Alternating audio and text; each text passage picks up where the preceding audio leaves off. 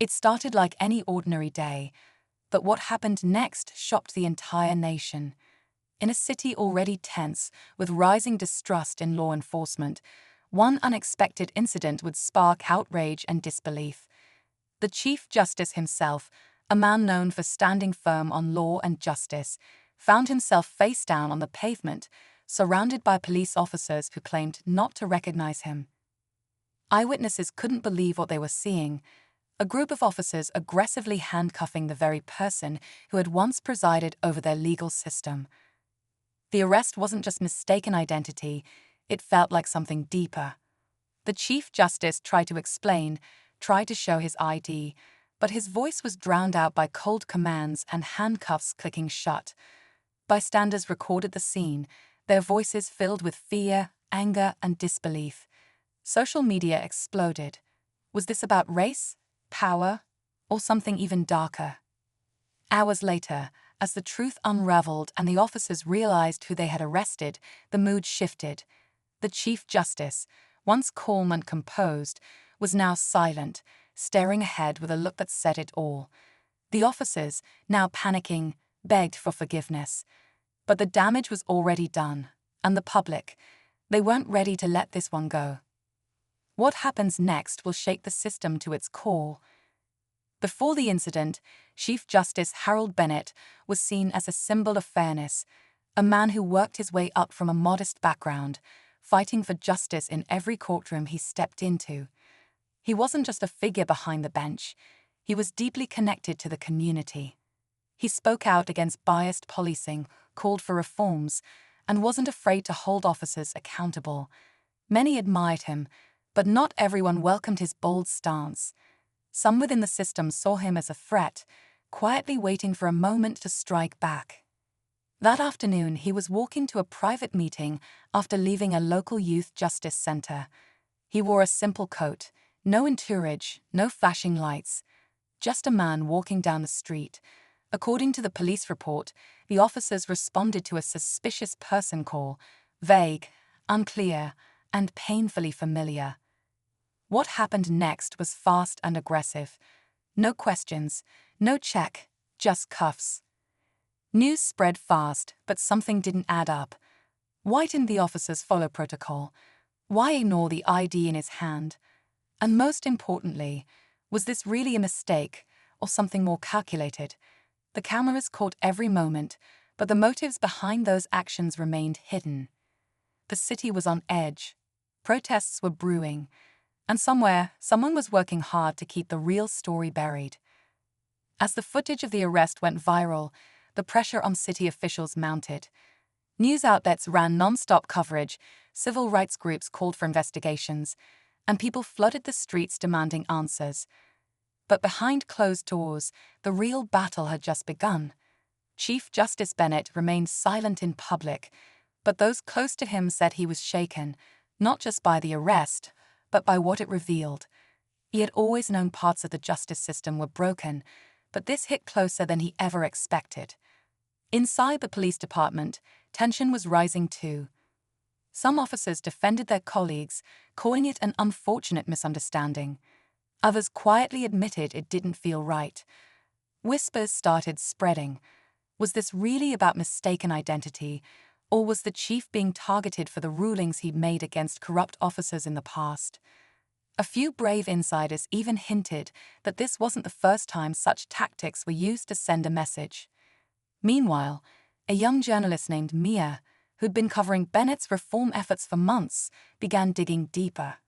She uncovered emails, internal memos, and testimonies that pointed to a pattern of racial profiling and misuse of power, especially in neighborhoods where trust in law enforcement was already hanging by a thread.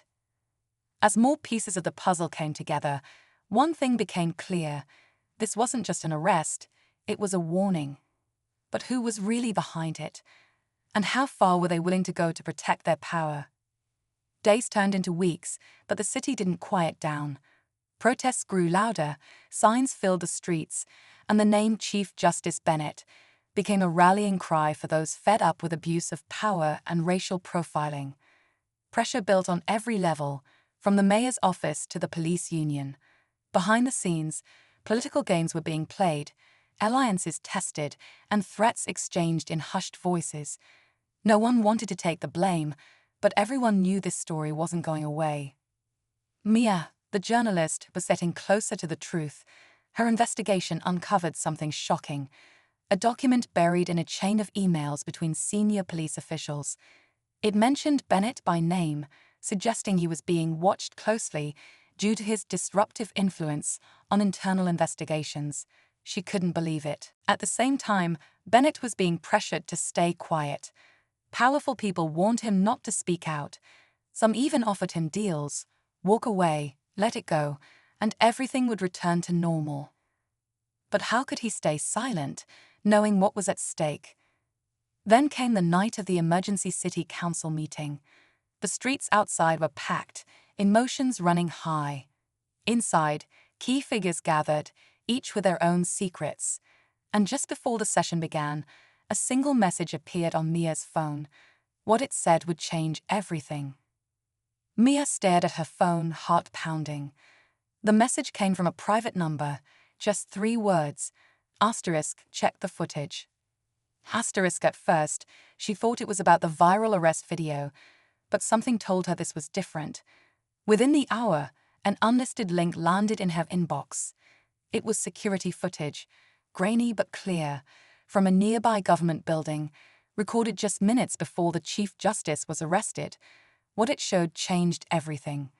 In the video, 2 plainclothes officers were seen talking into earpieces, watching Bennett from across the street. One of them made a call just before the patrol car pulled up. It wasn't a random stop, it was coordinated. This wasn't about suspicion or mistaken identity, it was a setup. Mia rushed to verify what she had. She cross-referenced the footage timestamps with police radio logs, and it matched. The call reporting a suspicious person came from a number traced back to an off-duty officer, one who had previously been disciplined after a misconduct case exposed by Bennett's court. The pieces were falling into place, and it was worse than anyone imagined. Meanwhile, inside the packed city council chamber, Bennett sat quietly. He had just received the same footage. His expression didn't change, but his hands tightened slightly around the folder on his lap. The air was heavy. Something big was coming, and now everyone was watching. As the city council meeting began, all eyes turned to Chief Justice Bennett. The room buzzed with tension, some expecting him to speak, others hoping he wouldn't. Then, without warning, he stood up. Calmly, he walked to the podium, unfolded the folder in his hands, and connected a flash drive to the projector. The screen lit up, and the secret footage played for the entire chamber, and for the world watching the live stream. Gasps filled the room. The coordinated tracking, the call from the off-duty officer, the moments leading up to the arrest, every second laid bare for everyone to see. There was no way to spin it now. This wasn't a misunderstanding. It was a targeted action against the highest legal authority in the state. Bennett didn't raise his voice. He didn't need to. His words cut deep. If this can happen to me, imagine what happens every day to those without power, without cameras, without a voice. The silence that followed was louder than any protest. Officials scrambled. Internal Affairs opened a case. The officers involved were suspended. The police chief resigned within hours. Public trust was shaken, but something had shifted. The people felt heard. But just when it seemed justice had finally spoken, Mia received one last anonymous tip. This goes higher than you think. He wasn't the only target. And just like that, a new chapter was waiting to begin. In the weeks that followed, the city slowly began to heal, though the scars remained. The footage shared by Chief Justice Bennett sparked national attention, leading to wider investigations into police misconduct and systemic abuse of power. Policies were reviewed, training programs overhauled, and a new community-led oversight board was created to hold officers accountable. The story of Bennett's arrest became a turning point in the conversation around racial profiling, wrongful arrests, and justice reform.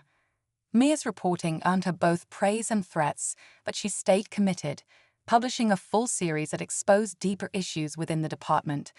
Her final article revealed that Bennett wasn't the only high-profile figure under surveillance. Others had been quietly silenced or discredited in recent years, raising even more questions about who was really pulling the strings. As for Bennett, he chose not to seek revenge, but instead doubled down on his mission to fix the broken parts of the system. He returned to the bench with more support than ever, now not just a symbol of law, but of resilience.